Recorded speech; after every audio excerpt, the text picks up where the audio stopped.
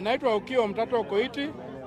Mimi ni seneta wa Busia, kutoka Busia kwenye seneti la Kenya, na nilialikwa hapa na vijana ambao waliunga hii wenye wako nyuma hii vuguvugu la bunge la Westlands, na nikaona kwamba ni kitu muhimu kwa sababu wakati huu tunajipanga kujikomboa kama Wakenya kutokana na minyororo ya ukoloni mambo leo, kutokana na utawala wa kimabavu na utawala wa wizi.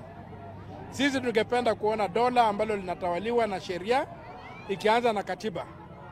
Na kupitia vuguvugu kama hili la bunge la mwananchi ndio tutaweza kujieleza, tutaweza kujadiliana na tutaweza kukubaliana vile tutasonga mbele bila kuangalia sura ya mtu ila sera za mtu na historia ya mtu. Na kitu muhimu kwenye tuko hapa sasa ni uchumi wa dola umezoroteka, na huo uchumi umezoroteka kwa ajili sio kwa Wakenya wameacha kufanya kazi, hapana. Wakenya wanafanya kazi, wanalipa ushuru, lakini wale ambao wanasimamia ushuru wetu waliamua kuiba hizo pesa kupitia mbinu mbalimbali. Kuna zile ambao wanaiba kwa miradi kidogo, wanaiba kwa miradi wakienda hii miradi ya umma, lakini pesa mingi zaidi zinaibiwa kwa upande wa kuchangisha pesa. Sasa ile wanapata pesa wanaenda wanachukua loni, hiyo loni haingii hapa, inabaki ng'ambo, wanaleta deni hapa.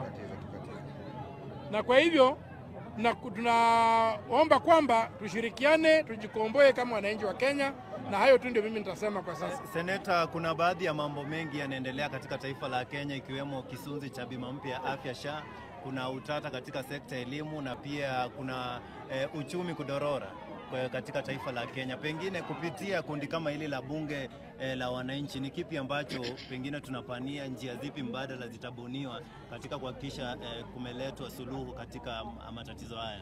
Hayo maswali yote yamejibiwa na katiba. Ukienda kwa chapter 12 imejibiwa maswali yote vile nitakana ifanyike. Ni vile tu wanasiasa wamekataa kutii katiba. Katiba wanaipita kando, wanaiweka kando, wanafanya mambo yao. Na ili vuguvugu kama kuna jambo natakana tufanye ni kutekeleza katiba. Hakuna jambo lingine, hakuna solution tunatafuta. Tukitekeleza katiba, hata Burukenge itakuwa rais ya Kenya na nchi itaendelea. Bora katiba isimame. Hatutaki kutegemea binadamu. Tutegemee sheria, na sheria yetu iko imara. Wale ambao wanazuia sheria kukita mizizi ndio tunatakana tukabiliane nao, tuwafukuze watoke kando, sheria isimame. Shukrani za dhati. Asante sana. Kauli zako za mwisho.